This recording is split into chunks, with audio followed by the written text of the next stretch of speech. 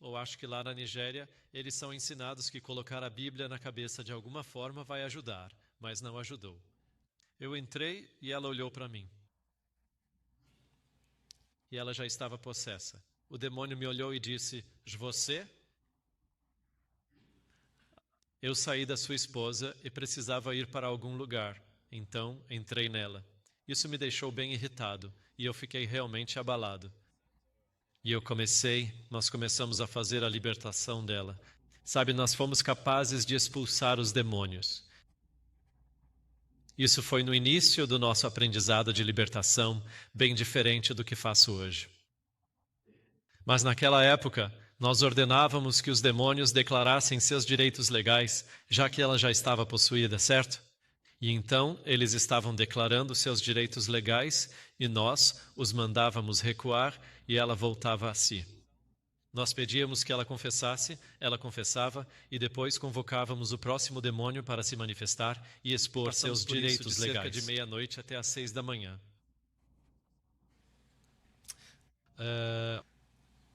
Um pouco sobre o histórico dessa garota. Os pais dela tinham, ambos os pais dela.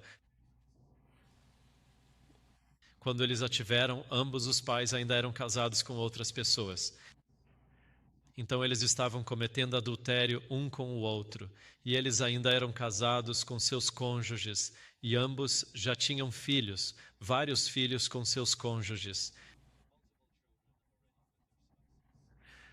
Então eles a tiveram em adultério, e conforme ela crescia, então, claro, eles se divorciaram e se casaram, e ela era a única filha deles. Então ela cresceu com ambas as famílias, ambos os cônjuges e seus respectivos enteados, além de seus próprios meio-irmãos e meio-irmãs que a odiavam, certo? E os demônios vinham até ela e diziam: "Você é a causa de toda essa confusão." E diziam: "Você é o resultado dessa união terrível e tudo isso é culpa sua." Assim, ela cresceu sentindo muito ódio de si mesma. Depois, quando ela ficou um pouco mais velha, acho que ainda tinha menos de 10 anos, talvez uns 8, ela começou a se sentir muito mal. Ela estava doente, muito doente, e os pais a levaram a um curandeiro e depois a uma vidente, certo? Desculpe, deixa eu reformular. Ela foi levada para... A mãe dela com ela foi a uma vidente e a um curandeiro. E o motivo pelo qual a mãe dela foi até a vidente e o curandeiro era porque a ex-esposa do marido estava lançando uma maldição sobre eles.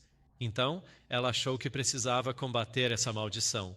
Por isso procurou o curandeiro, tentando descobrir como neutralizar o feitiço que estavam jogando contra a família. Sobre eles, certo? E assim a bruxaria entrou na família.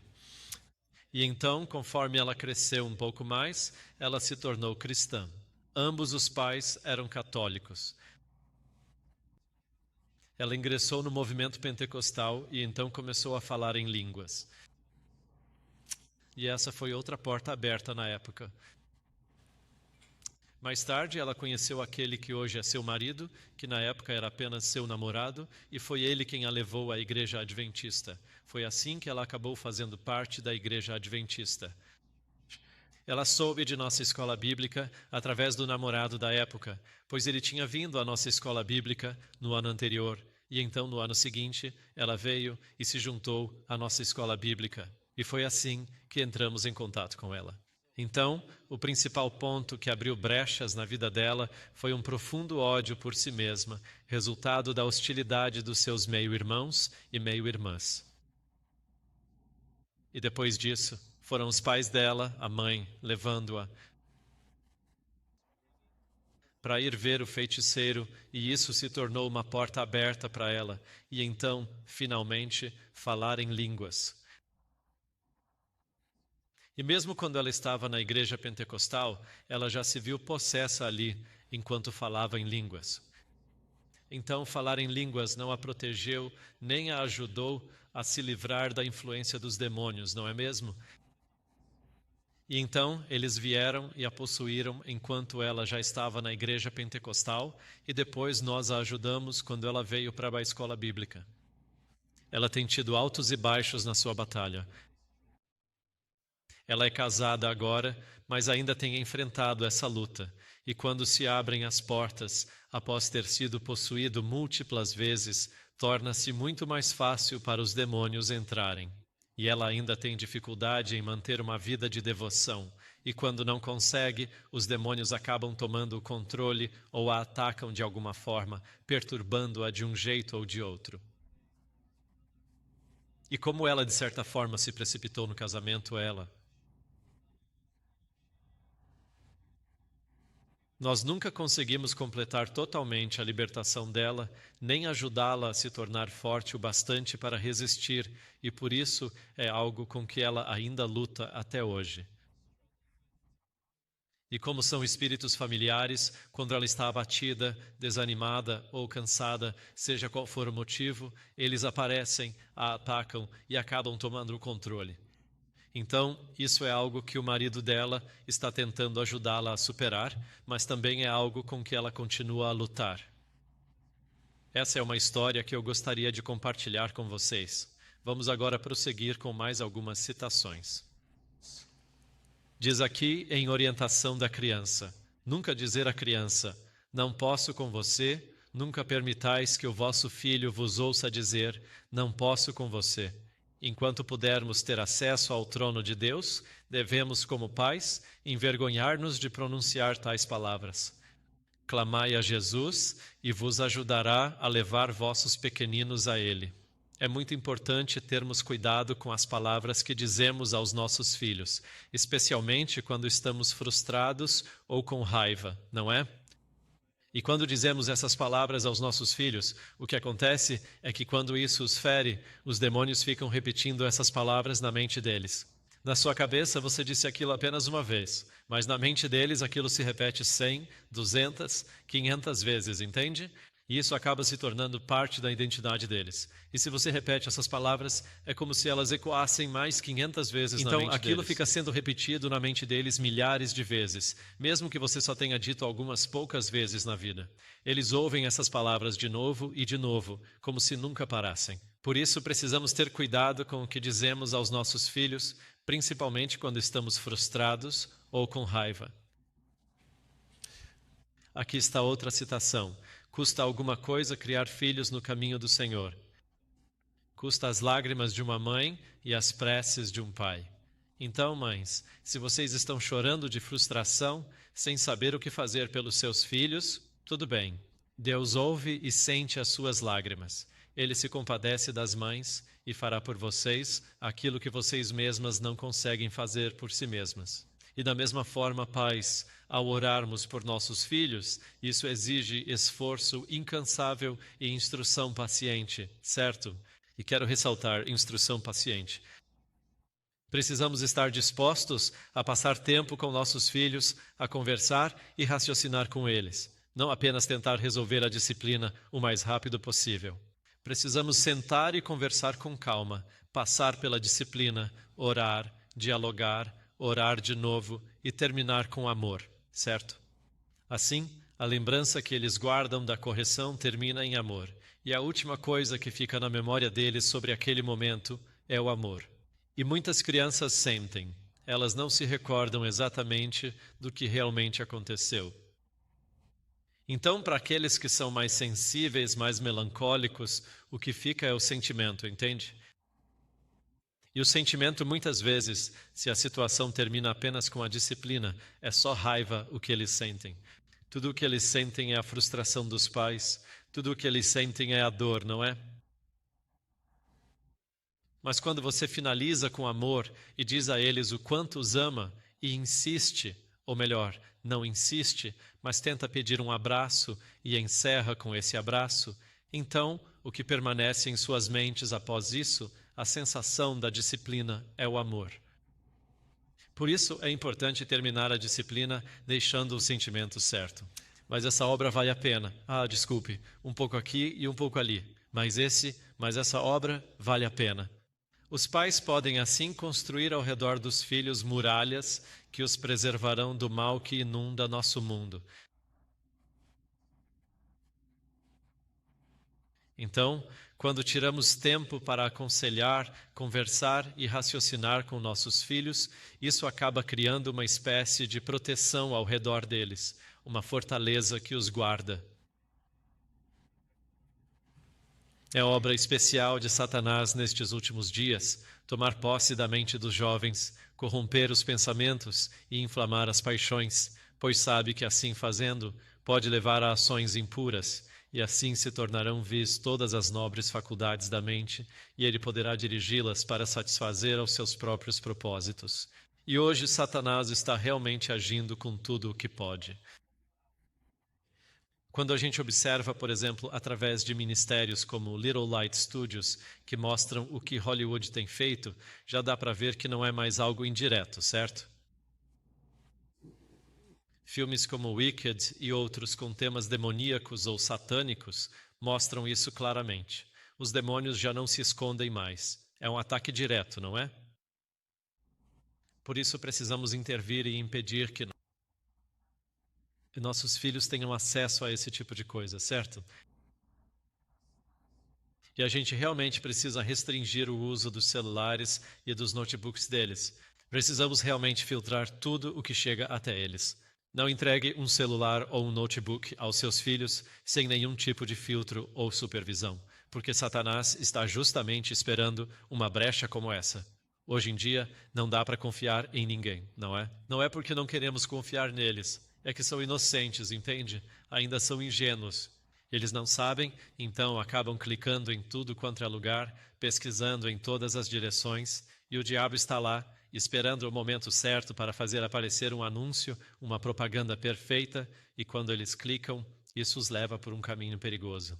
Por isso precisamos ter muito cuidado, proteger e restringir tudo isso ao máximo. Visto os homens e mulheres não obedecerem a Deus, antes escolherem seguir seus próprios caminhos e a sua imaginação pervertida, permite-se a Satanás plantar sua bandeira infernal nas famílias e fazer com que seu poder seja sentido por intermédio dos bebês, crianças e jovens. Sua voz e sua vontade são expressas na vontade insubmissa e no caráter desviado dos filhos, e por meio deles exerce poder controlador e executa seus planos. Deus é desonrado pela manifestação de temperamento perverso, que exclui a reverência a Ele e induz a obediência às sugestões de Satanás. O pecado cometido pelos pais em assim permitir que Satanás tenha predomínio vai além de qualquer imaginação. Quero contar a vocês a história de outra obreira bíblica. Ela desempenhava o papel de líder para nossos obreiros bíblicos. E em 2021, 2022, sua mãe faleceu de repente. E então, como ela faleceu de repente, isso despertou nela uma profunda tristeza, e essa tristeza acabou se transformando em ódio, entende? E o ódio era por causa do pai dela. Quando ela era mais jovem, o pai dela costumava. Era um homem adúltero, e ele foi com várias mulheres diferentes. Ele sumia por dias, desaparecia sem dar notícia. E enquanto ele estava fora, a mãe dela a pegava, levava para o quarto e desabafava toda a sua dor com ela. Então ela cresceu carregando toda a dor e o sofrimento da mãe, não é mesmo? E agora, já com 30 e poucos anos, liderando nossa equipe de obreiros bíblicos, ela simplesmente desabou e de um dia para o outro passou a ter pensamentos suicidas. Outra coisa que ela costumava dizer a todos era que estava quebrada, e era quase como se ela estivesse orgulhosa ou até identificada com essa condição de estar quebrada, entende? E eu costumava conversar com ela e dizer, sabe, irmã, quando você fica andando por aí contando a todos sobre a sua dor, isso mostra que você ainda não foi curada, entende? E você está apenas se identificando com, e você acaba se identificando com essa dor. Às vezes, podemos estar na igreja, ter vindo a Jesus, mas ainda segurar firme nossas feridas e sair dizendo para todo mundo, eu tenho minhas dores, eu tenho minhas feridas, E continuamos falando disso o tempo todo. Sobre nossa fragilidade espiritual, significa que ainda não fomos curados em Jesus Cristo. E foi exatamente isso que aconteceu com ela, mas ela conseguiu disfarçar na maior parte do tempo. Mas em 2021, ela desmoronou. E em 2022, enquanto ela estava tendo todos esses pensamentos suicidas, os demônios começaram a dizer para ela se matar, e ela tinha visões da mãe no túmulo, e por causa da pandemia, ela não pôde viajar de volta para estar com a mãe. E isso tornou tudo ainda pior. Então ela passou a ter todas aquelas imagens da mãe no túmulo e dela mesma deitada junto com a mãe, e os demônios continuavam insistindo: vá e tire a sua própria vida. Vá e tire a sua própria vida. Então minha esposa e eu ficamos preocupados. Uma noite, quando ela estava desmoronando, eu fui até lá, a busquei e a levamos para nossa casa. E pelos 9 meses seguintes, ela ficou em nossa casa. E a cada 2 ou 3 noites eu me sentava com ela e fazíamos aconselhamento. Toda vez que nos sentávamos, ela é uma pessoa bastante introvertida, então cada vez que nos sentávamos para aconselhar, eu tinha que permanecer em silêncio por cerca de 20 a 30 minutos. Ela simplesmente não falava nada, sabe? E no começo eu pensava: ei, você sabe, precisa falar. E ela continuava em silêncio. Porém, eu aprendi a só aguardar, orar e solicitar a Deus que agisse em seu coração, e após cerca de 20 minutos, ela começava a se expressar. E geralmente quando ela começava a falar, assim que abria a boca, ela segurava a cabeça deste modo, e eu percebia que ela estava sendo atacada abertamente pelos demônios. Então eu perguntava a ela, sabe, será que algo está acontecendo? E ela dizia: sim, estou com uma enxaqueca muito forte. Então eu dizia: ok, podemos orar. E eu orava por ela e pedia a ajuda de Deus para afastar os demônios, e repreendia o demônio que estava causando a dor de cabeça, e a dor de cabeça passava imediatamente. Então ela falava mais um pouco e de repente segurava os ouvidos, e eu perguntava: ei, o que foi? E ela dizia: não consigo te ouvir direito. Então eu tinha que repreender os demônios que estavam tapando seus ouvidos, e ela não conseguia falar. Imediatamente ela voltava a ouvir novamente. Então falava por mais algum tempo e... Então ela simplesmente ficava como que desligada. E eu perguntava: ei, o que está acontecendo? E ela respondia: minha mente está confusa. Então eu precisava repreender o demônio que estava causando aquela mente confusa. Foi por isso que levamos 9 meses para passar por tudo isso. Mas com o tempo, ela começou a compartilhar muitas coisas que haviam sido reprimidas desde a infância.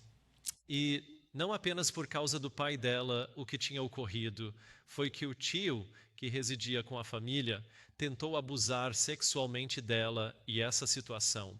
Mas ela guardou tudo em seu coração. Ela não havia contado a ninguém até 2022, e enquanto contava essa história, ela desabou em lágrimas. Ela começou a chorar e, sabe, ela começou. Depois disso, ela simplesmente não conseguiu mais falar, e tivemos que esperar até outra noite. Aos poucos, Deus foi trazendo à tona pequenas lembranças que ela havia guardado no coração durante todos esses anos. E isso a havia quebrado por dentro, mas ela nem se lembrava de grande parte até aquele momento. Em outras noites, orávamos novamente, e Deus revelou a ela que estava guardando muita falta de perdão em relação a diferentes membros da família. Então, tivemos que orar sobre isso, e ela tinha. Acredito que ela tinha 9 irmãos, então eram 10 na família, e ela precisou passar por cada um dos irmãos com quem ainda guardava falta de perdão. E a família dela havia sido destruída porque na Malásia, de onde ela é o Estado cristão, certo? E assim, os muçulmanos estavam mirando o Estado cristão e literalmente saíam por aí oferecendo dinheiro a quem se convertesse ao islamismo. E assim, alguns dos irmãos dela haviam se convertido ao islamismo ou se casado com pessoas que eram muçulmanas. E na Malásia, por lei, se você se casa com alguém que é muçulmano, precisa se converter, certo? Então, a família dela acabou dividida. Alguns se tornaram muçulmanos, mesmo tendo crescido como adventistas, sabe? E então havia muita dor e desunião no lar. Então, um por um, Deus foi guiando-a a se reconciliar com eles e, por fim, enquanto isso ocorria, os demônios a atacavam e ela tinha pesadelos ou visões de faces iradas, rostos furiosos de indivíduos que ela não tinha perdoado, como o pai, a irmã ou um dos irmãos, ou a face enfurecida de um dos outros obreiros bíblicos que ela. Tinha tido um conflito, ela tinha esses pesadelos constantemente e nós tínhamos que, sabe, eu a aconselhei a orar e realmente pedir a proteção de Deus. Mas enquanto passava por tudo isso, ela estava muito confusa com o que estava acontecendo, porque não acreditava que estivesse realmente enfrentando uma guerra espiritual. Por isso levou muito tempo até que ela aceitasse que, mesmo sendo uma obreira bíblica, ainda poderia estar enfrentando batalhas espirituais. E por fim, passamos por diferentes membros da família dela até chegarmos ao pai. Quando chegamos ao pai, ela disse: "Eu não quero falar com ele."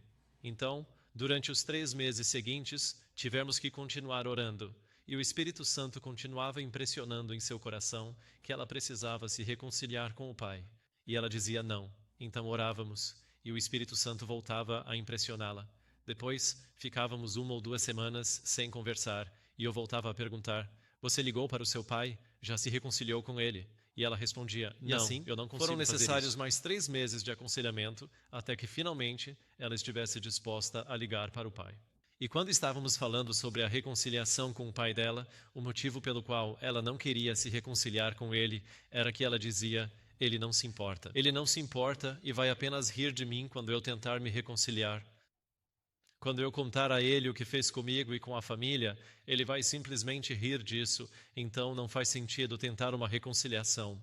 E geralmente essa é a mentira que os demônios colocam na mente daqueles que ainda guardam ressentimento. Não adianta dizer a outra pessoa que eu a perdoo, mas você deve lembrar que, ao perdoar alguém, isso não é para o benefício deles, certo? Quando você diz a alguém, "eu te perdoo", talvez isso não mude nada para essa pessoa, mas trata-se de libertar a sua própria alma. Porque o demônio do rancor está agarrado a você e tem uma forte influência sobre a sua vida. E se você não ligar para a pessoa que Deus está lhe pedindo para ligar, e não disser a ela que a perdoa, você não será livre, e o demônio vai continuar aprisionando você. Então o Espírito Santo continuou a pressioná-la, insistindo e insistindo, até que finalmente ela decidiu que iria ligar para o pai. E quando ela ligou para ele, contou o que havia acontecido e como se sentia. Ela disse a ele que o perdoava, e ele apenas ficou em silêncio, ouvindo tudo. E ao final, ele pediu desculpas e eles conseguiram se reconciliar. Então, todos aqueles pensamentos na mente dela, de que ele iria rir, de que não se importava, eram mentiras que estavam sendo colocadas em sua mente para tentar impedi-la de realmente se reconciliar com o Pai. E hoje ela está totalmente reconciliada com o Pai. Ela está livre e bem e continua servindo ao Senhor. Lerei mais citações. Quando a vontade e os caminhos de Deus se tornarem a vontade e os caminhos dos pais adventistas do 7º dia, os filhos crescerão amando, honrando e obedecendo a Deus. Satanás não poderá conseguir o controle de sua mente, pois foram ensinados a considerar a palavra de Deus como suprema. E pela lei e pelo testemunho provarão cada experiência que lhes advém. Este é o problema de nossas escolas hoje. É por isso que podemos mandar nossos filhos para escolas adventistas e eles saem ateus ou saem da igreja, porque não estamos ensinando nossos filhos em nossas escolas hoje a considerar a lei de Deus e a palavra de Deus como supremas. E colocamos a Bíblia como apenas uma matéria entre 7 ou 8 outras que eles precisam estudar. Não damos à palavra de Deus o primeiro lugar nem o lugar central. O livro central da educação deveria ser a Bíblia, certo? Portanto, a melhor forma de educação que Deus desejava para seus filhos era, na verdade, o homeschooling, certo? E quando não for possível educar em casa, a melhor alternativa é a escola da igreja. Reúnam algumas famílias para trabalharem juntas, pais com talvez um professor ou dois, e as mães e os professores cooperam no ensino. E é isso que fazemos na nossa escola. A Escola do Éden, na Malásia, temos 2 professoras, ambas vieram da nossa escola bíblica e são obreiras bíblicas. E temos algumas mães que se reúnem. A minha esposa ensina culinária e saúde para as crianças. Outra mãe ensina arte e design.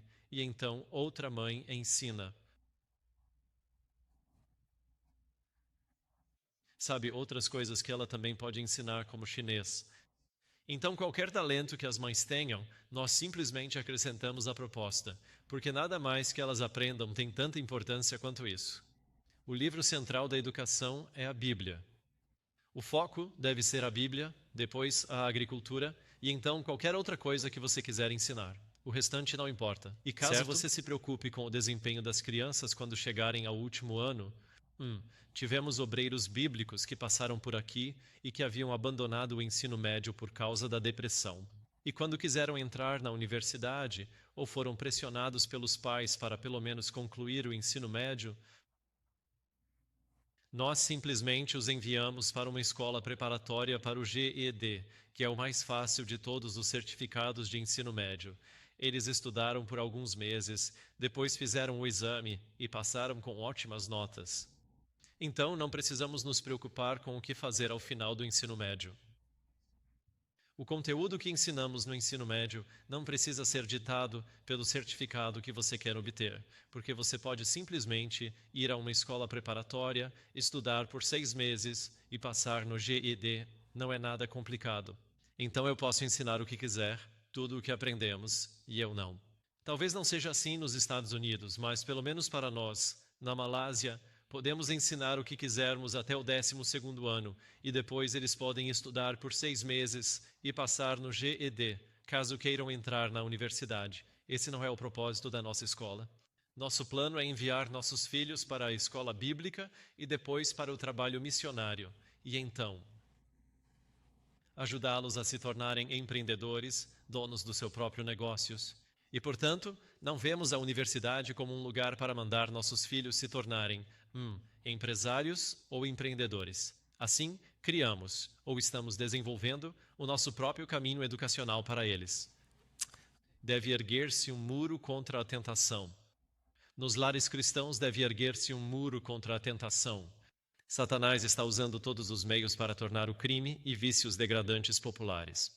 Não podemos andar nas ruas de nossas cidades sem encontrar chocantes notícias de crimes que serão contados e recontados nos romances e no teatro. A mente é educada para familiarizar-se com o pecado. A conduta seguida pelos baixos e vis é mantida diante do povo pelos periódicos do dia, ou deveríamos chamar de TV hoje.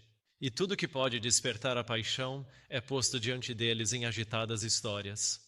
Alguns pais e mães são tão indiferentes, tão descuidados, que acham que não faz diferença se seus filhos frequentem a escola da igreja ou a escola pública.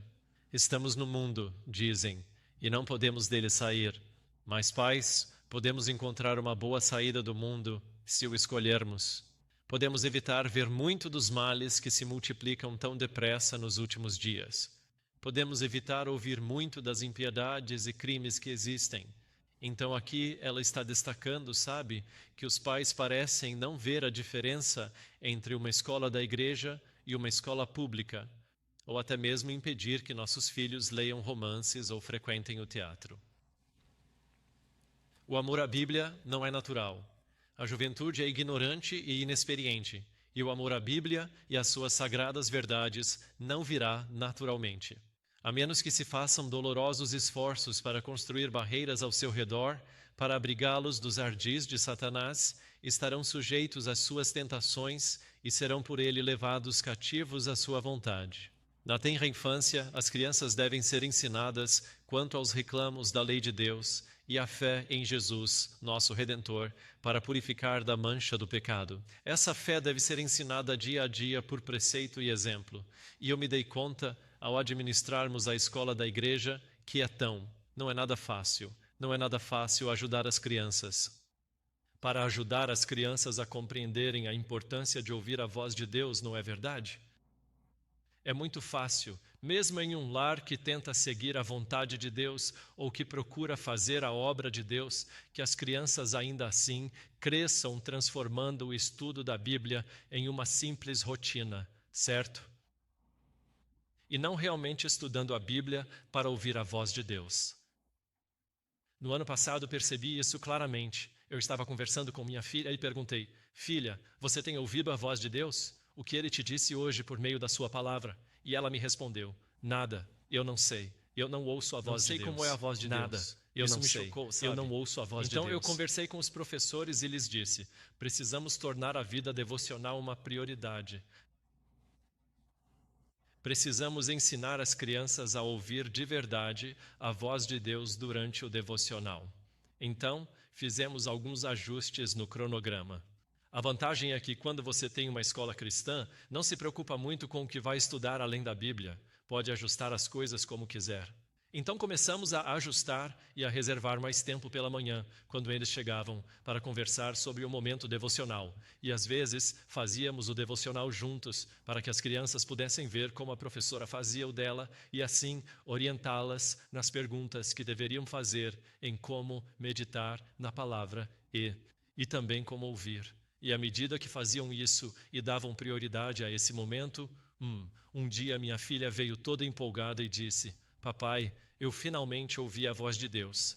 E isso encheu meu coração de alegria, mas também me fez perceber que quando não colocamos o foco na palavra de Deus, em ouvir a voz de Deus, quando não fazemos disso uma prioridade em nossas escolas. As crianças saem ateias, saem sem saber quem é Deus, saem com todo tipo de abominação de nossas escolas adventistas. Porque qual professor realmente se senta com seus alunos e diz: vamos fazer o devocional juntos? Ou você tem feito o seu devocional? Ou ainda, como está o seu diário devocional? Que tipo de oração você tem feito? Deixe-me dar uma olhada. Então, semanalmente, em vez de revisar deveres de casa, provas e exames, nossos filhos sentam-se com o professor, que examina seus diários devocionais, os guia e eles compartilham o que Deus lhes tem falado. E assim, desde cedo, eles passam a perceber que a prioridade na escola, aquilo que realmente importa discutir ou entregar, é o diário devocional. E o diário devocional se torna o número 1 em suas mentes. Mas em outras escolas adventistas, trabalhos, provas e exames sobre temas irrelevantes viram prioridade e a Bíblia fica em segundo plano, não é mesmo? Jamais tornamos a Bíblia e o ato de ouvir a voz de Deus a prioridade em nossas escolas. Façam da Bíblia o manual do lar. Pais, se quiserdes educar vossos filhos para servir a Deus e fazer o bem no mundo, fazei da Bíblia o vosso guia. Ela expõe os ardis de Satanás. É a grande luz da humanidade, o reprovador e corregedor dos males morais, o que nos habilita a fazer distinção entre o verdadeiro e o falso. Seja o que for que se ensine no lar ou na escola, a Bíblia deve, como grande educadora, ter o primeiro lugar. Caso lhe for dado esse lugar, Deus será honrado e por vós trabalhará na conversão de vossos filhos. Há nesse santo livro rica mina de verdade e beleza, e os pais terão de culpar-se a si mesmos se não o tornarem intensamente interessante para os filhos. Quando começamos a escola, e eu me agarrei a essa citação como meu conforto, como meu respaldo enquanto passávamos por isso, porque todos eram contra o que estávamos fazendo, inclusive minha esposa. Havia dias em que minha esposa vinha e dizia: David, se a vida da sua filha for arruinada, a culpa será sua. Ou então ela dizia algo como: você está arruinando a vida dela por colocá-la em uma escola que foca só na Bíblia. E a matemática, como fica? E até minha cunhada, o meu irmão é pastor, e a minha cunhada. Os filhos iam para uma escola e ela estava tentando nos apoiar, sabe, no que estávamos fazendo. Quando seus filhos voltavam para casa, ela fazia as atividades da escola toda de novo com eles, porque estava preocupada que estivessem perdendo conteúdo, já que conosco Porque no início estudávamos apenas ainda a não Bíblia. Não sabíamos sabíamos bem como encaixar tudo, mas me apeguei a esta certeza: se fizermos da Bíblia o livro central da educação, Deus nos abençoará em todas as outras coisas. Ele nos abençoará com a conversão de nossos filhos. E Deus sabe que hoje em dia a conversão de nossos filhos está se tornando cada vez mais difícil.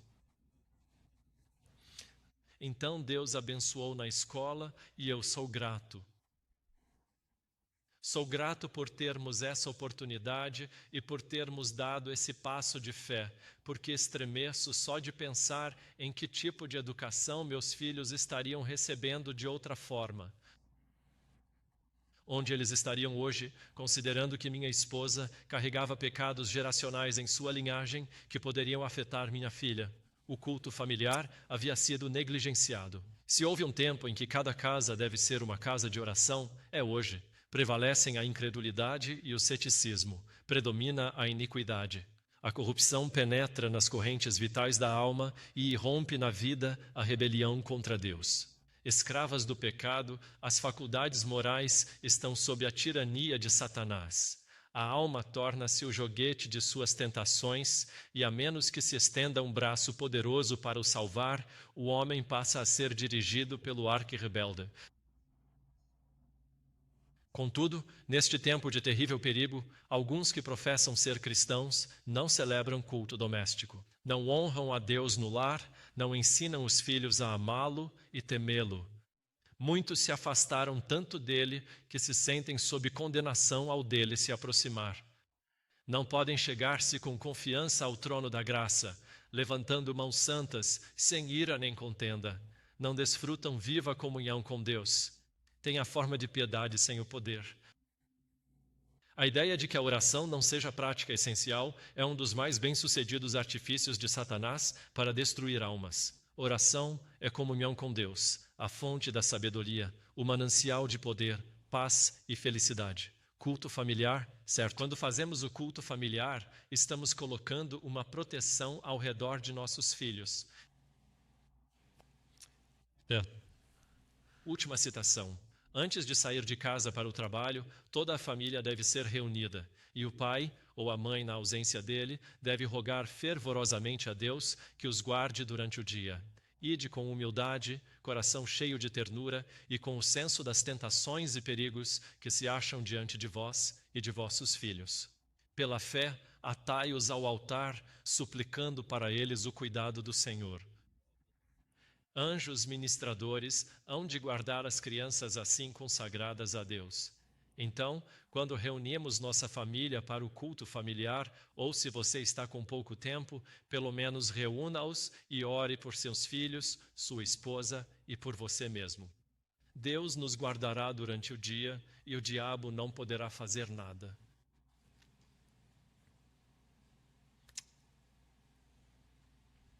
Eu contei a história da menina que veio até nós e que tinha demônios desde os 5 anos de idade. Já contei nas noites passadas? Ok.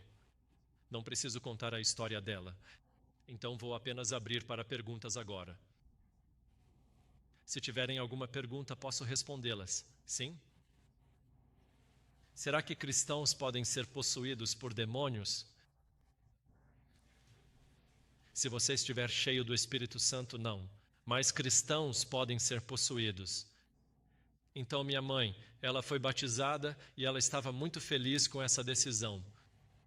Porém, ela não havia confessado seus pecados de idolatria quando foi batizada na igreja. E foi apenas aos 72 anos de idade que ela veio para ajudar minha esposa. Antes de ela viajar, expulsaram demônios dela. Certo? Por 50? Não, mais. Durante 60 anos da vida dela, o demônio da ira que entrou por idolatria esteve lá por 60 anos. E então muitos outros demônios vieram depois disso por causa da falta de perdão e de tudo mais. Então, por não confessar, ela tinha pecados não confessados que abriam portas para demônios estarem ali. Sim? Você pode resumir como estudar a Bíblia para ouvir a voz de Deus? Como estudamos a Bíblia para ouvir a voz de Deus? Recomendo ler Caminho a Cristo, capítulo 10. Acredito que o título desse capítulo seja Comunicação, ou talvez esse fosse o meu título. Espere, deixe-me dar o título exato.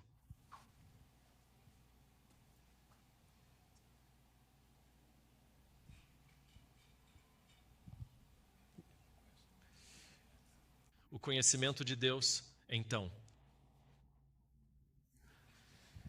Em Caminho a Cristo, capítulo 10, Ellen White fala sobre como ouvir a voz de Deus, como Deus fala conosco, e ela apresenta 3 maneiras pelas quais Deus fala conosco. Número 1, natureza.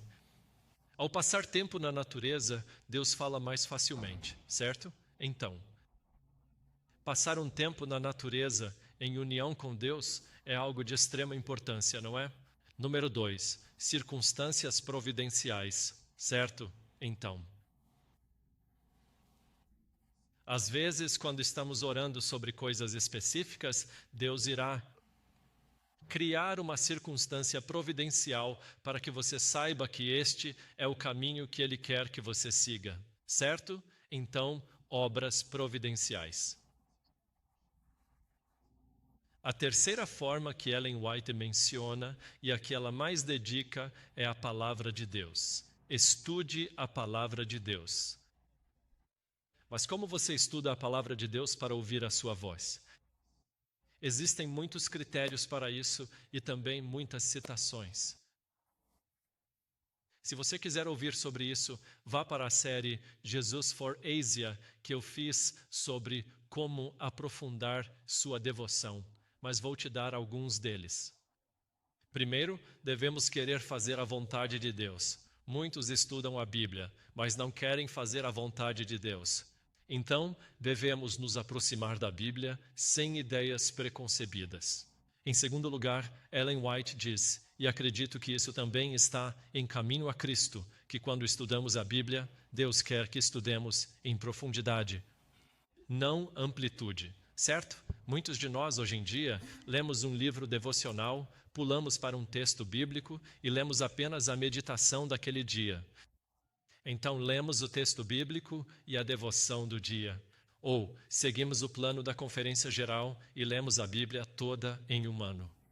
Não é assim que Ellen White nos orienta sobre como devemos estudar a Bíblia. Permitam-me. Deixem-me ler o que ela diz em Caminho a Cristo, página 89, parágrafo 3. Ela diz: não devemos aceitar o testemunho de nenhum homem quanto ao que ensinam as Escrituras. Isso significa, por favor, não tome a lição da escola sabatina como se fosse o próprio Evangelho, certo? Há partes do mundo em que, se você não estuda a lição da escola sabatina, vão acusá-lo de ser, sacrílego ou uma abominação, certo? Na nossa igreja, não estudamos o trimestral da escola sabatina. Por quê? Porque acreditamos no que Ellen White nos aconselha, estudar um livro completo da Bíblia, versículo por versículo, até que a profundidade do significado de cada um seja descoberta, ok? Então, escutem isto. Não devemos aceitar o testemunho humano sobre o que as Escrituras ensinam, mas estudar as palavras de Deus. Se permitirmos que outros pensem por nós, nossas próprias energias e habilidades adquiridas se atrofiarão. É o que se estuda nas escolas de teologia. Eu fui ao campus de uma de nossas escolas de teologia na Tailândia e ensinei como estudar a Bíblia. Alunos de teologia vieram a essa aula e disseram: nós nunca estudamos como estudar a Bíblia. E eu disse: bem, o que estudam então? Nós vemos o que este teólogo disse sobre aquele texto, depois o que aquele outro teólogo disse sobre ele, e então procuramos um terceiro teólogo para ver o que ele disse sobre o mesmo texto. E então talvez a gente pegue uma citação legal de Gandhi ou de outra pessoa e jogue lá no meio também para criar nossos sermões. E é exatamente assim que nossos pastores pregam hoje em dia. Não há poder em sua pregação porque eles não permitem que a Bíblia se interprete por si mesma. Eles vão te dizer: esse grande filósofo disse isso e aquilo, e então dizem: ah, Rick Warren disse tal coisa sobre essa passagem. E, aliás, Billy Graham também disse isso. E assim ficam citando todos os teólogos, em vez de dizer: a palavra do Senhor diz isto. E quando finalmente nos conectamos a esse texto bíblico, é a própria palavra de Deus que fala sobre aquele assunto. E quando nos conectamos ao espírito de profecia, Ellen White está dizendo: é isso que esse texto quer dizer. Portanto, devemos aprender a conectar os versículos entre si. As nobres faculdades do espírito podem, pela falta de exercício sobre temas dignos de sua concentração, ficar tão debilitadas que percam a capacidade de apanhar a profunda significação da palavra de Deus. Então, o que Ellen White nos aconselha? Entender o profundo significado da palavra de Deus.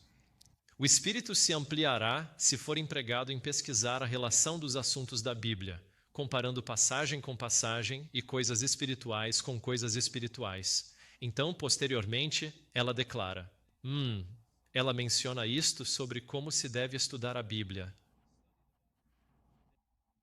Bem pouco benefício. Caminho a Cristo, página 90, parágrafo 2. Bem pouco benefício, porém, se tira de uma leitura apressada das Escrituras. Isso significa que, por favor, não leiam a Bíblia o mais rápido possível em um único ano.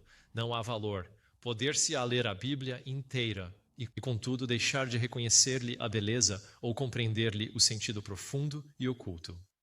Uma passagem que se estude até que seu sentido seja claro ao espírito e evidente sua relação para com o plano da salvação é de maior valor do que a leitura de muitos capítulos sem ter em vista nenhum propósito definido e sem adquirir nenhuma instrução positiva. Levai convosco a Bíblia. Quando tiverdes oportunidade, lede-a, fixai as passagens na memória. Aí está, memorize a Bíblia. Mesmo enquanto estais a andar pela rua, podeis ler uma passagem e meditar sobre ela, fixando-a assim. Então, por que hoje não conseguimos ouvir a voz de Deus? Estamos apressados para ler a Bíblia toda em um ano. Assim não dá para ouvir a voz de Deus. Quer ouvi-la? Pegue um texto e esprema, e esprema, e esprema, certo? Leia-o 10 vezes, leia-o 20 vezes, leia-o 30 vezes, leia-o 40 vezes. Se Guilherme Miller não tivesse se detido no livro de Daniel e o estudado pelos próximos 10 anos de sua vida, não teríamos a Igreja Adventista hoje. A Igreja Adventista foi levantada por meio de um homem a quem Deus convenceu a estudar profundamente o livro de Daniel. Minha recomendação para todos é esta: voltem às origens e dediquem o tempo necessário. Se você precisar levar o ano inteiro para estudar o livro de Filipenses, 4 capítulos, você terá feito algo muito bom quando o ler repetidamente, de novo e de novo. Agora deixe-me ler mais uma citação. E então podemos seguir. Diz aqui em Caminho a Cristo, página 90, parágrafo, Ellen White diz: não conseguiremos sabedoria sem fervorosa atenção e estudo acompanhado de oração. Algumas porções da Escritura são efetivamente tão claras que não podem ser mal compreendidas, mas outras, a cujo sentido não está sob a superfície, de modo que possa ser apanhado de relance. É preciso comparar passagem com passagem. Precisamos aprender a saber como relacionar, certo? Então, ao estudar, precisamos de um estudo contextual da palavra de Deus. Qual a relação entre o versículo 1 e o 2? Entre o 1, o 2 e o 3, e entre o 1, o 2, o 3 e o 4. E o autor mudou de assunto ou ainda está tratando do mesmo tema do versículo 1 ao 4? Então, as seções do seu capítulo, certo? Mas deixe-me ler o restante deste parágrafo. Ela diz: tem de haver cuidadoso estudo e reflexão acompanhada de orações, e tal estudo será ricamente compensado.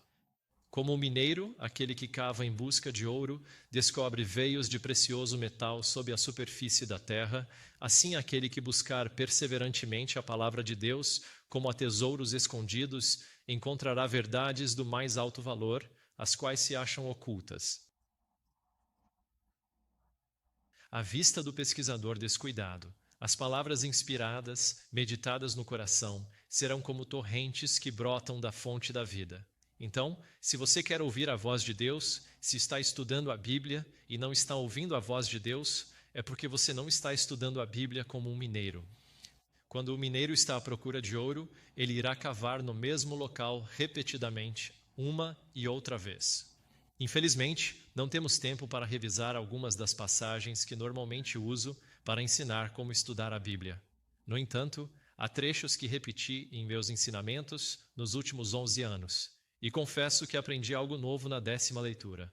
Aprendo algo novo na 20ª vez que leio. Aprendo algo novo na 30ª vez que leio. Aprendo algo novo na 40ª vez que leio.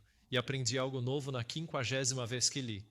E então, existem algumas coisas que eu só aprendi enquanto estava ensinando aquele texto, ok? Então Deus nos ensina e Deus fala conosco enquanto mineramos repetidamente o mesmo texto. E então Deus fala conosco às vezes em outro nível, enquanto estamos no meio do ensino, e de repente o Espírito Santo simplesmente abre os nossos olhos, certo? Mas se eu não estivesse ensinando, nunca teria percebido algumas dessas coisas. É assim que ouvimos a voz de Deus, certo? Obrigado. Com licença.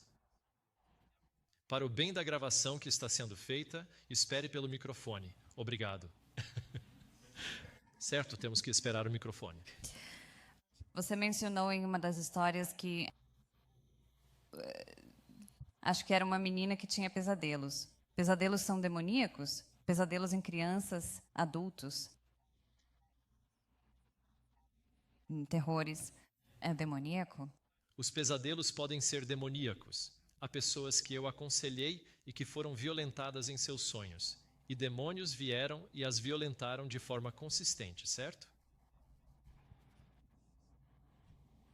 E assim, algumas dessas são portas abertas por causa da vida passada, coisas que fizeram e não confessaram. Por causa da vida passada, coisas que fizeram e não confessaram.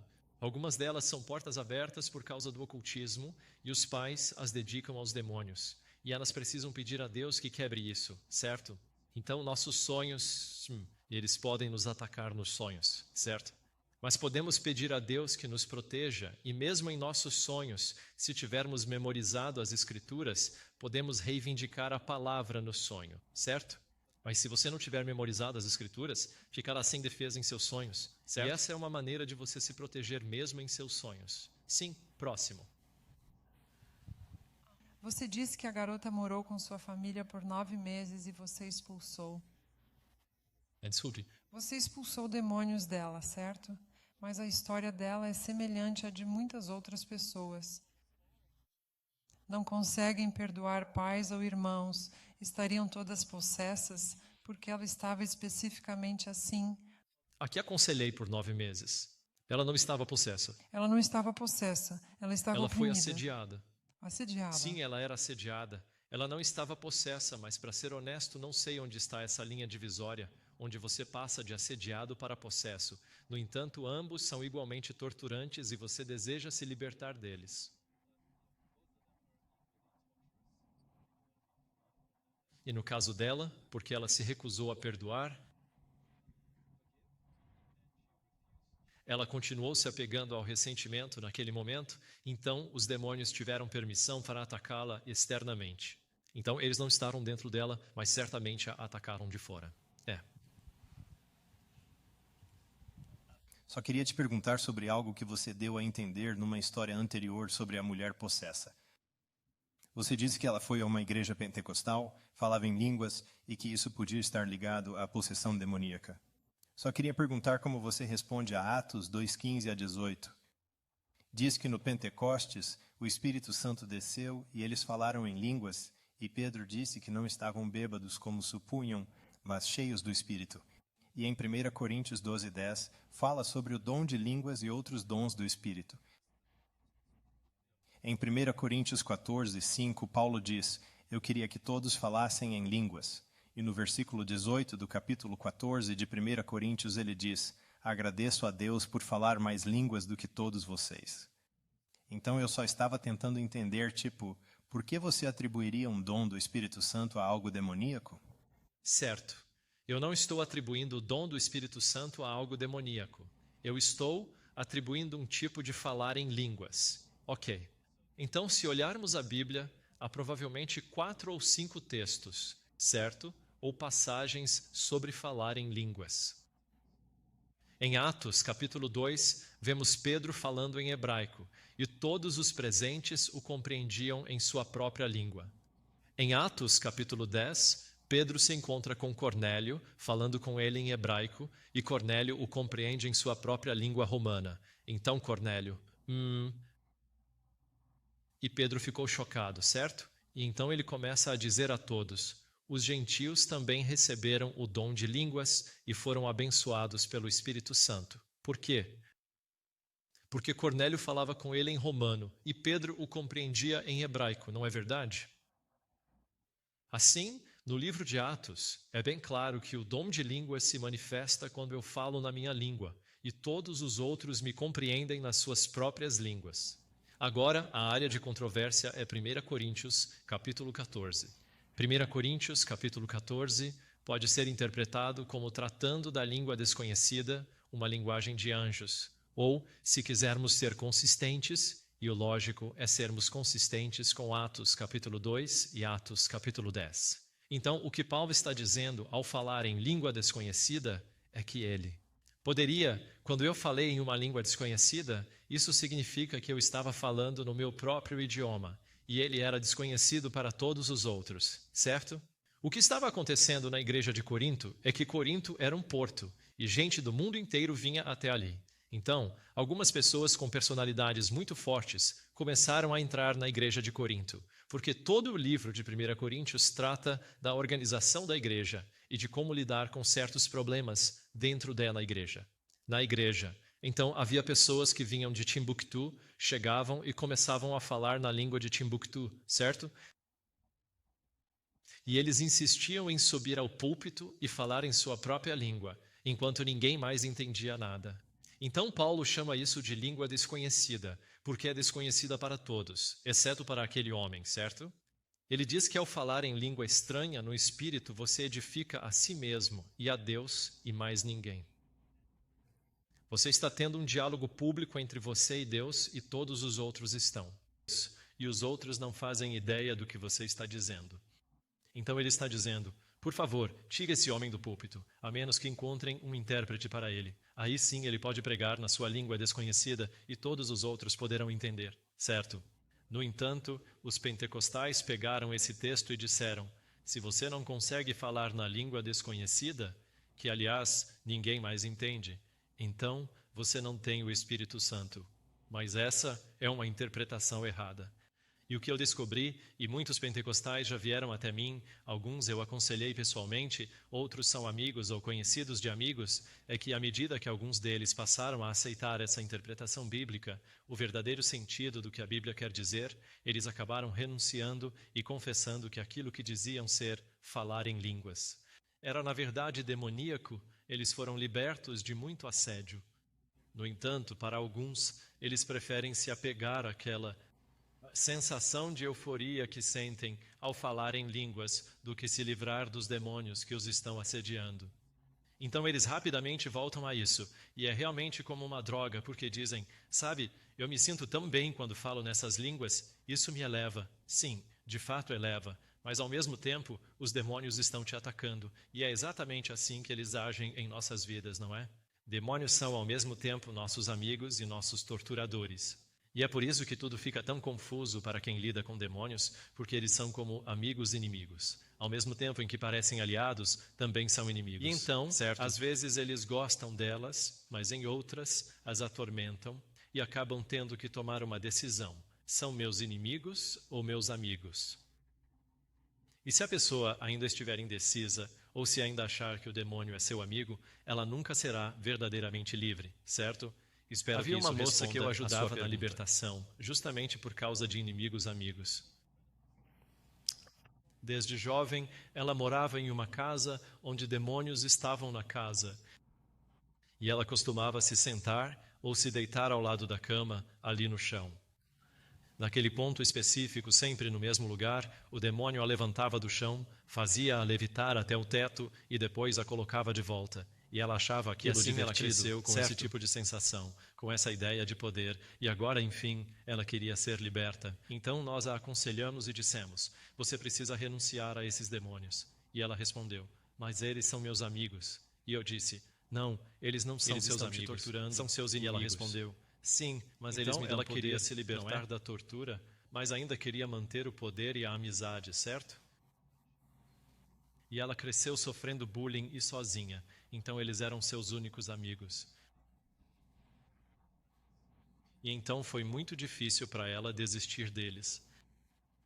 E ela ainda luta com eles hoje, infelizmente. Sim, certo. Próxima pergunta. Sim, eu tenho uma pergunta. Quando chegamos, você estava falando de fale, o microfone. Ao chegarmos aqui, você falava de impertinência? Intemperança. Intemperismo. Foi mal, me desculpe. Ok. Minha pergunta é para uma pessoa que é viciada em drogas, álcool ou similar. Por muitos anos, o vício poderia ser o demônio? Claro. Sempre pensei isso. Você para? Como? Bem, não. Eu disse que sempre pensei que fosse assim porque é como alguém que viveu isso. E de onde Deus me tirou, é quase como se você estivesse fora de si, se vendo fazer coisas e gritando consigo mesma. Por que não? Você sabe que não devia. Não vá lá. Sim, eu senti que o vício daquilo era o demônio. Exato. Ao ajudar alguém com drogas, álcool ou tabaco, saiba que tudo foi concebido pelo pecado. Não vieram de Deus. Certo? Não os encontramos por acaso. Eles foram criados pelo diabo. Portanto, existe um elemento físico e não estou desconsiderando que precisamos ajudá-los nesse processo de superação, mas há um elemento espiritual, não é? E você terá uma chance muito maior e se livrará deles mais rápido quando começar a repreender os demônios que estão colocando o pensamento em sua mente, certo? Então houve um período na minha vida, e essa é uma história para outro dia, mas durante meus primeiros anos de universidade, eu andava com as pessoas erradas e acabei na cena da festa e usando drogas. Quando retornei, os dias mais desafiadores para permanecer livre daquele vício eram as noites de sexta e sábado, não é mesmo? E eram nesses momentos que eu era atingido por um pensamento, ou então, bastava uma ligação de um amigo. Pronto, eu já estava lá fora de novo, entende? E isso me custou muitos meses.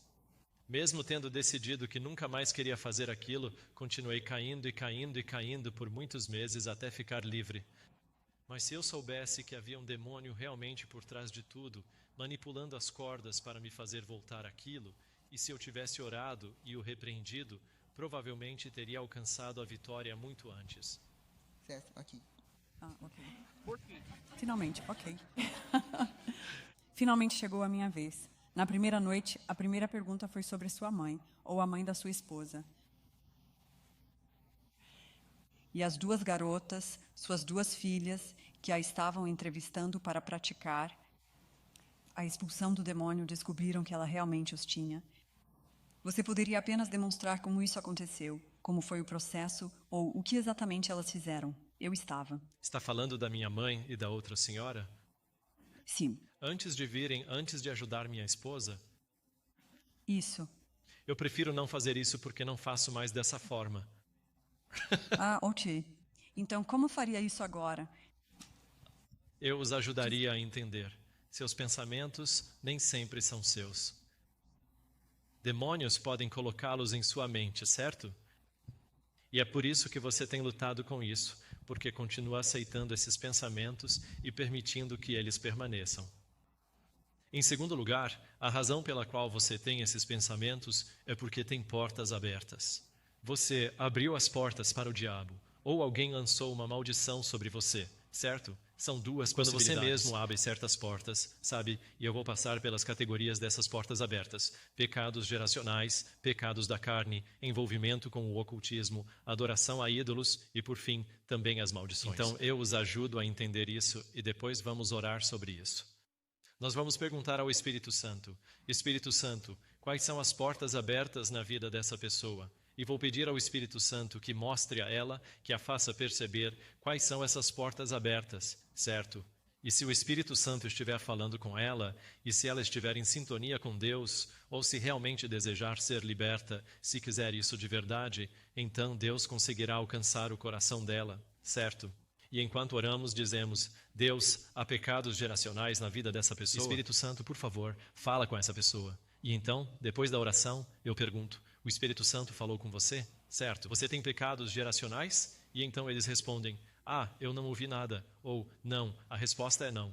Certo? Então seguimos em frente. Vamos orar agora sobre os pecados da carne. Existem pecados da carne que são relevantes na vida desta pessoa? Querido Espírito Santo, pediremos ao Espírito que lhes revele seus pecados da carne. Ou pelo menos antes disso podemos orientá-los e dizer: ao orgulho, a ganância, isso, aquilo. E vamos pedir ao Espírito Santo que te mostre isso. Então, daqui em diante, tudo é conduzido pelo Espírito Santo. Eu não vou chamar os demônios para se manifestarem. Quais são seus direitos legais ou quais portas estão abertas. Eu só vou conversar com o Espírito Santo e pedir que ele fale com a pessoa. Agora, o problema surge quando o Espírito, quer dizer, quando a própria pessoa não está ouvindo a voz de Deus, certo? Aí precisamos fazer uma preparação antes de prosseguir novamente. E essa preparação consiste em ouvir músicas baseadas nas Escrituras, estudar a palavra de Deus.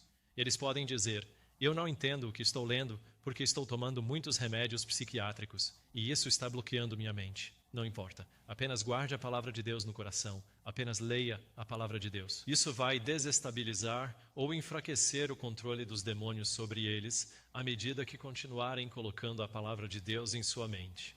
Então é um processo mais longo, mas eu prefiro fazer dessa forma, porque é conduzido pelo Espírito Santo e também tem resultados duradouros. Porque se eu simplesmente descobrir quais demônios estão ali e os expulsar, assim que saírem dali, se não entenderem que estudar a palavra de Deus é a sua proteção e que é justamente por meio dela que Deus os liberta, então vão sair, deixar de lado o estudo da palavra e os demônios voltarão, certo? A casa deles ficará vazia. Devem preenchê-la com a palavra e o Espírito Santo. Então eu prefiro que, antes mesmo de chegar ao ponto de expulsar os demônios, a pessoa já esteja estudando a palavra de Deus e enchendo a mente com essa palavra. Isso também torna o processo de expulsão muito mais fácil, certo? Agora, há alguns casos, especialmente no ocultismo, em que nem sabem que maldições foram lançadas sobre eles. E então temos que orar e pedir a Deus para impressionar em sua mente se há alguma maldição ou se há algum pecado geracional que eles nem conhecem. Ou talvez haja um demônio específico que Deus queira remover, certo? Que Ele queira identificar, não é? E então é orar e perguntar ao Espírito Santo as perguntas certas e Deus guiará. Deus, eu reivindico a promessa de 1 João 1:9. Tu prometeste perdoar e já perdoaste, cobrindo-os com o teu sangue.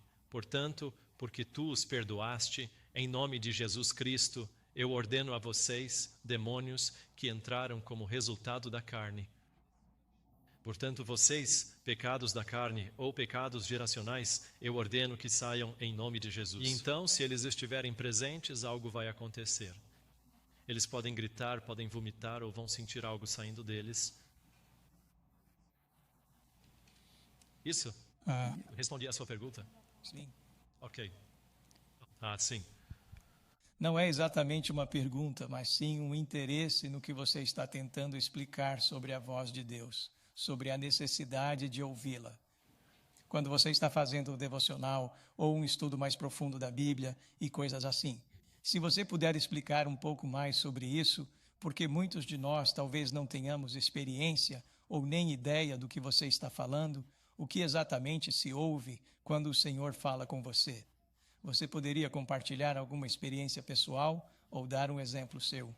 alguma experiência para que possamos ter uma ideia do que você quer dizer quando fala: nós ouvimos, você ouviu a voz do Senhor? Claro, sim. Às vezes, quando estou estudando e lendo alguma passagem, uma linha ou uma sequência de palavras simplesmente salta aos meus olhos, certo? E na minha mente, de repente, Deus coloca um pensamento ou faz uma conexão na minha mente, mostrando que aquilo é a resposta para aquela oração. E então você faz a conexão e simplesmente sabe. Você sabe. Às vezes você chega a visualizar ou simplesmente percebe: ah, Deus está falando daquela oração que eu tenho feito e Ele está me dando a resposta agora, neste versículo, neste texto. Em outras ocasiões você sente. Impressões no coração, convicção. Isso se chama convicção, não é? Então você sente impressões no coração e pode ouvir uma voz ou simplesmente perceber um pensamento colocado dentro de você. E essas são outras formas pelas quais se pode ouvir a voz de Deus.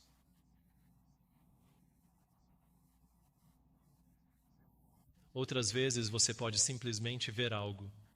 Alguém pode vir até você e começar a falar, compartilhar algo, aconselhar, dizer alguma coisa. E enquanto essa pessoa fala, Deus faz a conexão com a oração que você vinha fazendo. E você sabe que Deus está respondendo àquela oração e que está fazendo isso por meio dessa pessoa. Isso se chama ações providenciais, certo? Foi sobre isso que eu falei antes. Mas no que diz respeito ao estudo da palavra de Deus, você vai sentir. Outra forma de chamar isso na Bíblia é a voz mansa e suave. Certo? É algo sutil, quase imperceptível. Você quase deixa passar. Se você não estiver ouvindo com atenção, se não esperar com paciência, acaba perdendo aquele sussurro do Espírito Santo no seu coração, certo? E muitos de nós, quando estudamos a Bíblia e o ambiente está barulhento, ou as crianças estão correndo pela casa, ou de repente lembramos de algo e começamos a escrever um e-mail, ou ainda aparece uma no WhatsApp e precisamos responder, acabamos perdendo o foco voz de Deus. A voz de Deus mansa, delicada e quase imperceptível, exceto para o ouvinte atento e de bom coração. E o nosso coração precisa estar limpo, tranquilo, em paz e paciente, certo?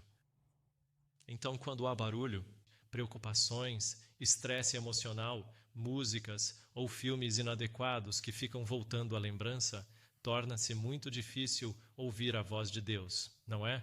Por isso, precisamos esvaziar. É por isso que é tão importante termos a dieta certa, não é? Deus estabeleceu a dieta certa para que seu povo tivesse uma mente clara na última geração. É por isso que não devemos usar substâncias, pois elas embotam a nossa mente. É por isso que não devemos consumir cafeína, pois ela embota a mente, certo? E nesse conjunto de coisas que embotam a mente estão também os remédios psiquiátricos. Então, os remédios psiquiátricos acabam prejudicando a nossa capacidade de ouvir a voz de Deus também. Isso torna o processo de libertação muito mais difícil, especialmente quando sigo esse método de dizer: Espírito Santo, por favor, fala com essa pessoa. E o Espírito Santo tenta falar, mas é como se a mensagem batesse e voltasse, não conseguisse entrar, entende? Então esse é o problema. Isso responde à sua pergunta? Bem, eu entendo o que você está dizendo, sua impressão então.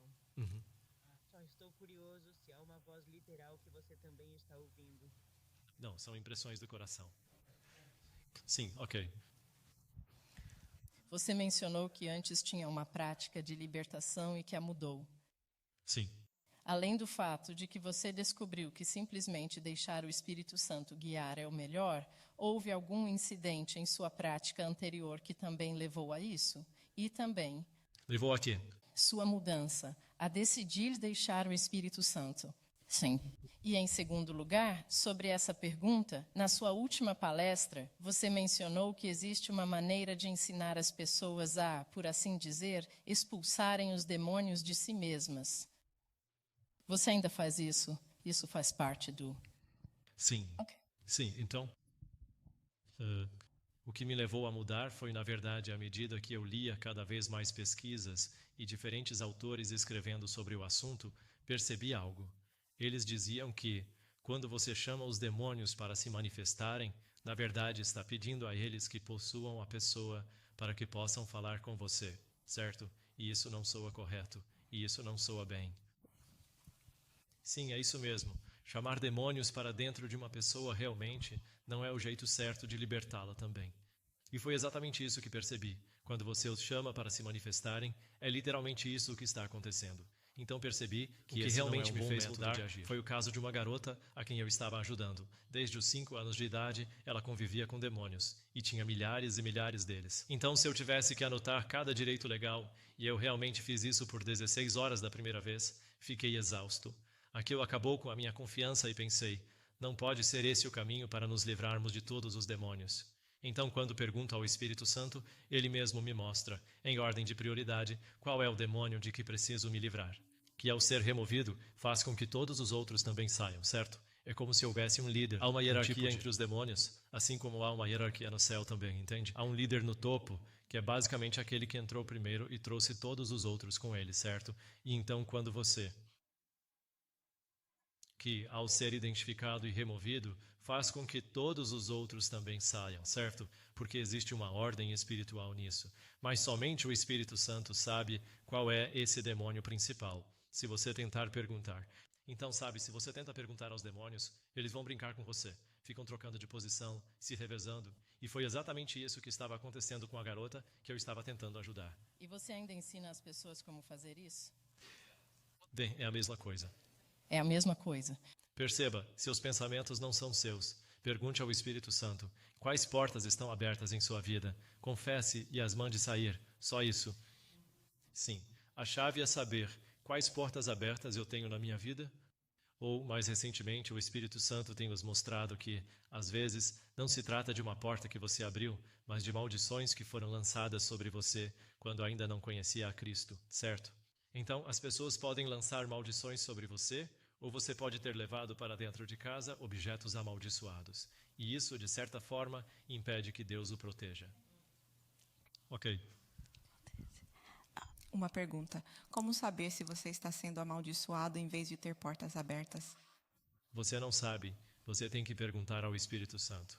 Você ora e pergunta ao Espírito Santo. Há itens amaldiçoados em casa que devo remover? Há algo que eu deva limpar da minha casa? E o Espírito Santo o guiará.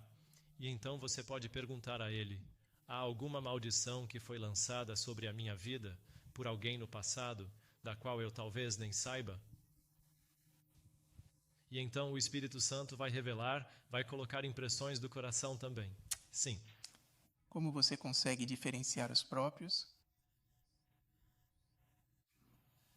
Maus comportamentos e, quer dizer, algo intencional em contraste com estar possuído por demônios, certo? Ok, você estava aqui ontem? Talvez tenha perdido algo. Ontem mostrei uma citação. Deixe-me exibi-la para você. E diz: cada mente é controlada ou pelo poder de Satanás ou pelo poder de Deus.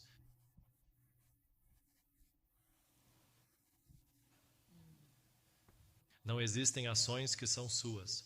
Tudo é influenciado por um poder ou pelo outro, certo?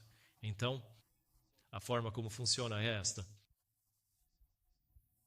A cada hora ou minuto, demônios lançam pensamentos em sua mente para ver qual vai prender.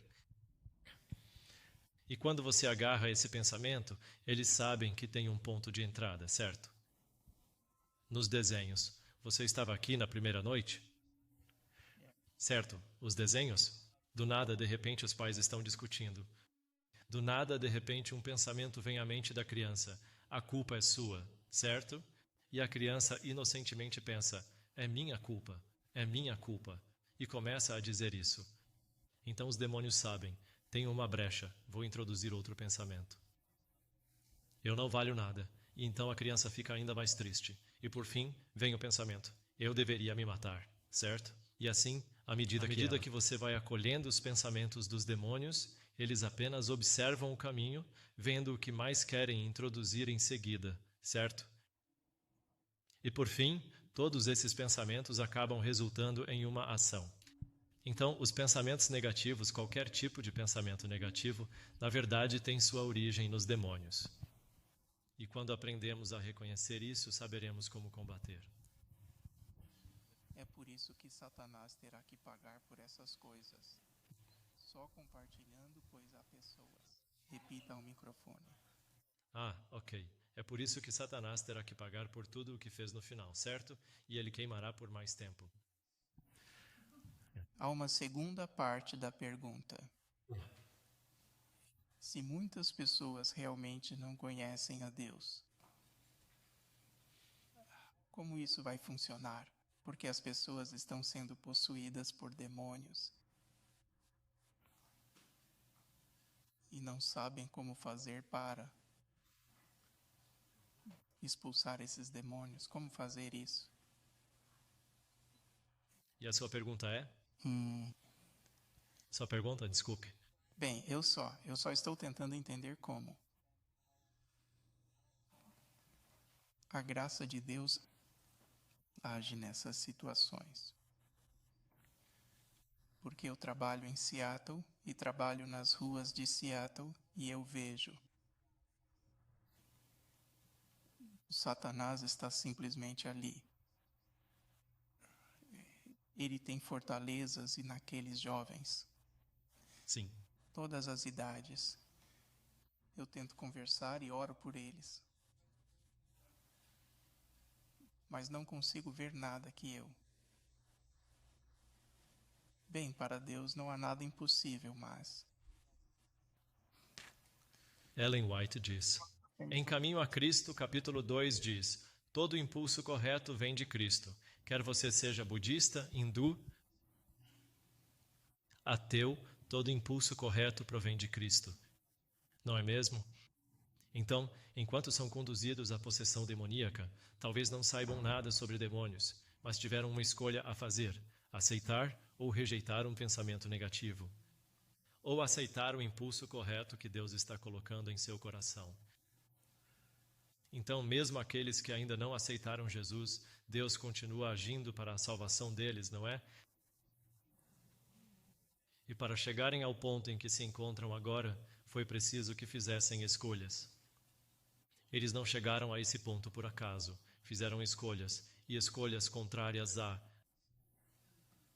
consciência. Certo? Havia impulsos corretos lá.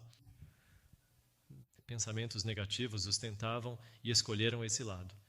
E então, quando passaram para a etapa seguinte, houve convicções mais fortes e impulsos corretos tentando trazê-los de volta, vindos dos pais ou de outras pessoas. Mas eles escolheram ir ainda mais fundo nesse caminho, certo? E assim, onde acabaram chegando, muitos deles talvez já tenham vendido a alma ao diabo. Por isso não há mais impacto, certo? Então eles fizeram essas escolhas. E quando estivermos no céu, os registros celestiais mostrarão que Deus fez tudo o que podia. Amém. Deus fez tudo o que podia para salvá-los, até mesmo Judas. Mas eles precisaram resistir e resistir aos impulsos corretos vindos de Jesus. Obrigado por ter vindo. Sim, espero que isso responda à sua pergunta. Sim, na verdade tenho duas perguntas. A primeira é se você poderia dar um exemplo. Como isso se manifesta na prática? Porque estávamos falando sobre as diferentes formas de ouvir a voz de Deus durante o momento de adoração. Você disse que a principal forma é a impressão que Ele coloca em nossa mente enquanto lemos a palavra de Deus. Mas quando você está realizando a libertação, mencionou que pede ao Espírito Santo que lhe diga qual é o demônio específico que é o líder ou quantos demônios devem ser expulsos. Então, como? É que o Espírito Santo quem o conduz a saber essa informação específica, certo? Então, como isso acontece? Como é que isso se manifesta? Quando você está fazendo isso? Comigo não. Quando estou orando por alguém que precisa de libertação, eu peço ao Espírito Santo que fale com essa pessoa. Porque o Espírito Santo vai trazer à tona alguma lembrança que só ela reconhece. Eu, pessoalmente, não vou reconhecer. Então, se eu pedir ao Espírito Santo que me mostre, ele pode revelar uma imagem de alguém, certo? o pai dela, e então eu tento explicar quem é aquele homem, preciso descrevê-lo todo. Nesse ponto, é muito melhor simplesmente pedir ao Espírito Santo que impressione Então, o coração dela diretamente. É pedir ao Espírito Santo que fale com essa pessoa. E dessa forma, quando eles fizerem isso por conta própria, saberão que devem pedir ao Espírito Santo que lhes revele. Então, quem estiver passando pelo processo de libertação, precisa que o Espírito Santo fale com ele e o guie, certo? E então, quando terminamos aquela etapa, e eles precisam fazer isso sozinhos, eles já sabem. Ah, certo, preciso pedir ao Espírito Santo que me revele quais são as minhas portas E abertas. será do mesmo modo, por meio de impressões, O Espírito no Santo coração? Colocará isso na mente Sim, deles. eles as terão. Ok. Minha segunda pergunta, espero que não seja muito complicada, é sobre, em um contexto de estilo de vida, quando podemos receber pessoas que têm esquizofrenia, psicose ou outros tipos de transtornos mentais mais complexos. Claro, elas estão sob medicação e, como você mencionou antes, isso bloqueia o lobo frontal. Mas às vezes é complicado, pelo menos aqui, não sei, tirá-los da medicação por causa das outras implicações que isso pode trazer se eles saem, voltam para casa e não têm um ambiente controlado ou se acontecem outras situações que tenham comportamentos ao longo da vida que possam assustar outras pessoas ou gerar diferentes implicações. Por isso, talvez não seja possível, em alguns casos. Então, o que você recomenda? Qual seria o seu conselho nesses casos em que não podemos retirar a medicação e o lobo frontal continua, de certa forma, bloqueado? Mas, ainda assim, queremos saber como trabalhar com essas pessoas. Isso precisa ser uma decisão deles. E, de preferência, é importante pedir que tragam alguém, o cuidador deles, para se envolver nesse processo. Porque, como você disse, depois que eles voltam para casa, alguém precisa dar continuidade e acompanhá-los. E, geralmente, se são pessoas com esquizofrenia ou transtorno bipolar, há alguém que cuida delas, entende? O cuidador dela está profundamente envolvido nesse processo. Portanto, é necessário envolver também o cuidador no processo. E é por isso que, se você observar algumas das histórias que mencionei na Bíblia, foi a fé dos pais que salvou o filho, certo? E às vezes, em alguns casos, como esse que mencionei, havia uma senhora que ajudei. A mãe dela é quem a trouxe até mim. A filha já tinha 50 anos e a mãe mais de 70, certo? Mas a mãe não acreditava. Ela não conseguia aceitar. E no fim, não pudemos ajudar, porque sempre que algo acontecia, a mãe a levava às pressas para o hospital e ela passava por sessões de eletroterapia. Então, quando finalmente a vi, ela já não se lembrava de absolutamente nada. Então, é realmente necessário que o cuidador esteja envolvido nesse processo. É importante que ele participe também. E se não puder estar diretamente envolvido, é essencial que você possa orientá-lo e ensiná-lo sobre o que foi feito e verificar se estariam dispostos a interromper a medicação, ajudando-os a seguir esse processo de forma contínua. As últimas 3 mãos. Na frente. Ah, você é de alguém. Aqui. Alguém pergunta. Apenas sobre como ajudar crianças a terem um relacionamento pessoal com Deus. Então.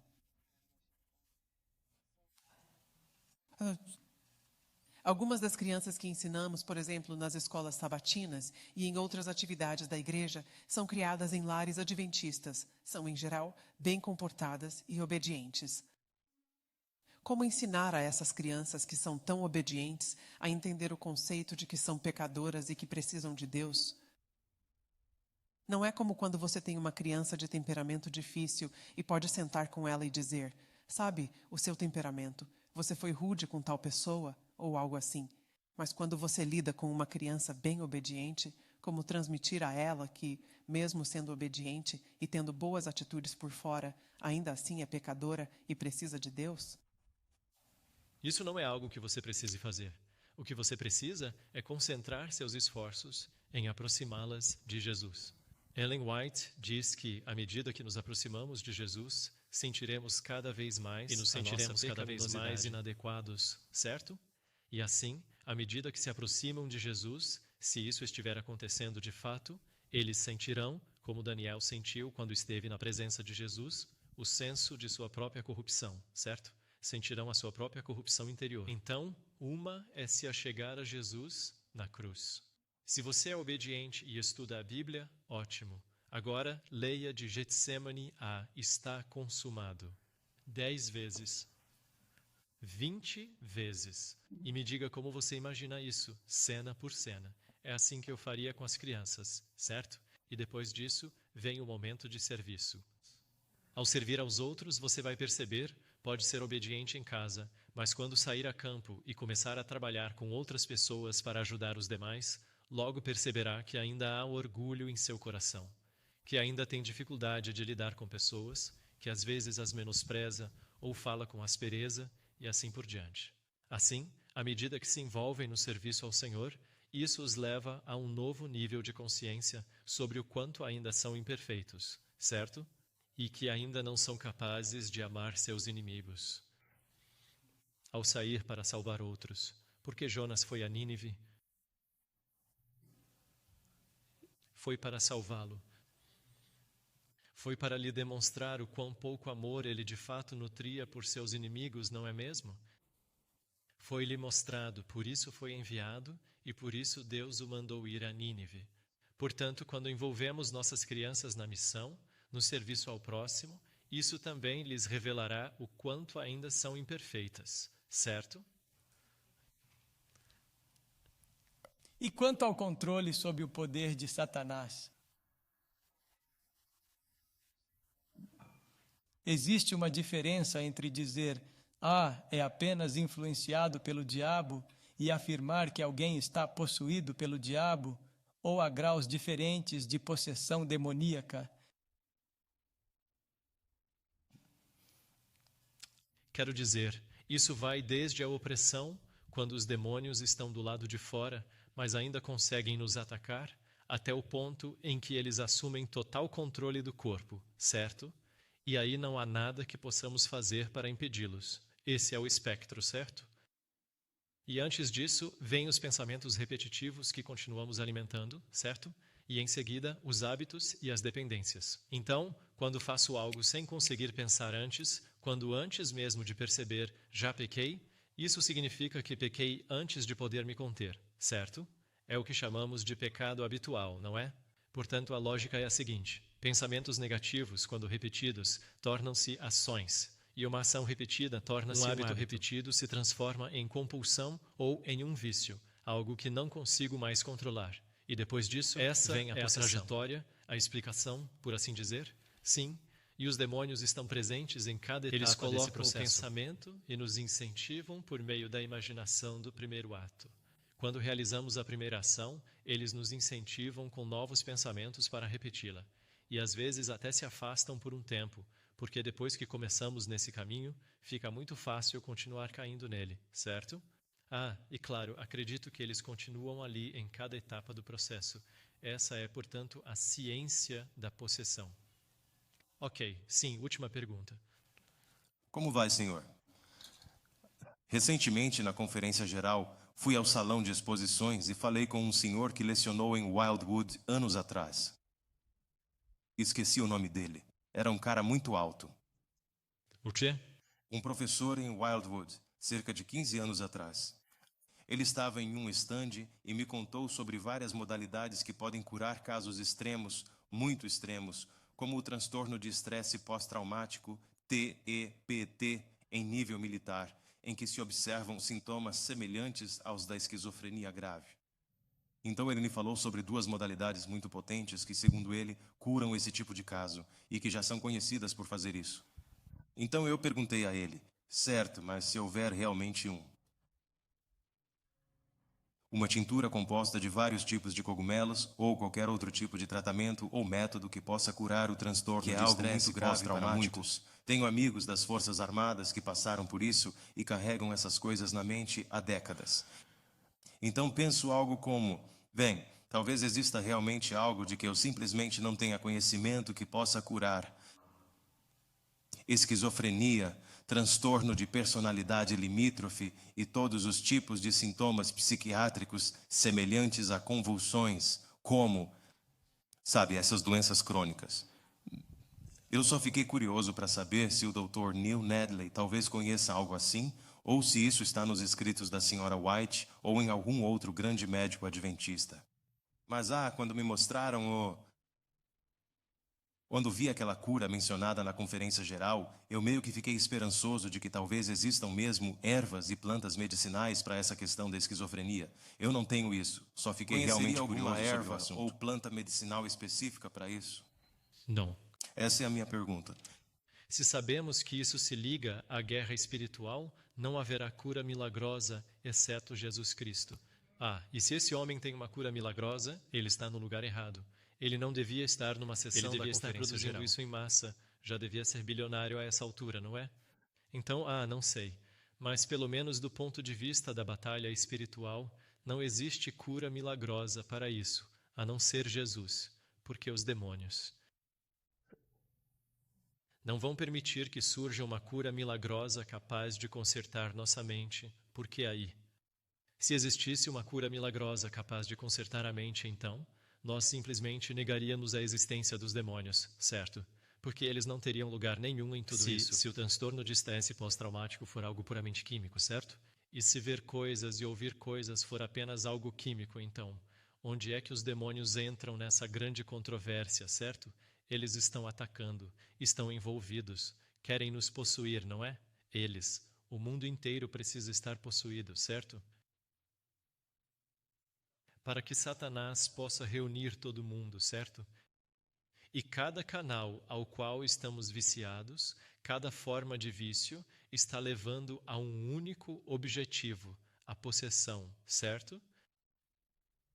Para que Satanás possa nos controlar e trazer o mundo inteiro sob o seu domínio.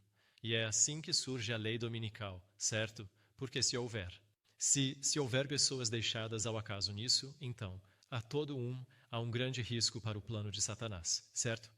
Certo. E Satanás não está deixando pedra sobre pedra, o que significa que os trilhões de demônios neste planeta que estão esperando para entrar na vida de cada um de nós, eles são o principal ataque. Certo? Agora, nós podemos facilitar o trabalho deles por meio da guerra e ouvindo heavy metal antes de ir para a guerra, ou pelos efeitos devastadores da guerra, ou pela destruição dentro do lar e tudo isso. Mas isso ainda assim não invalida o fato de que esse é o plano de Satanás e de que os demônios existem. E eles têm uma agenda em mente, certo? E isso não pode ser curado apenas com remédios ou com algum mix de cogumelos. Ambos. Você acha que... Ambos? Bem, sim. Se a causa for um dano físico, um trauma, ou seja, uma lesão cerebral real, certo? Se alguém atirasse uma bala na sua cabeça, sim, você teria vazamento de fluido e um desequilíbrio químico, certo?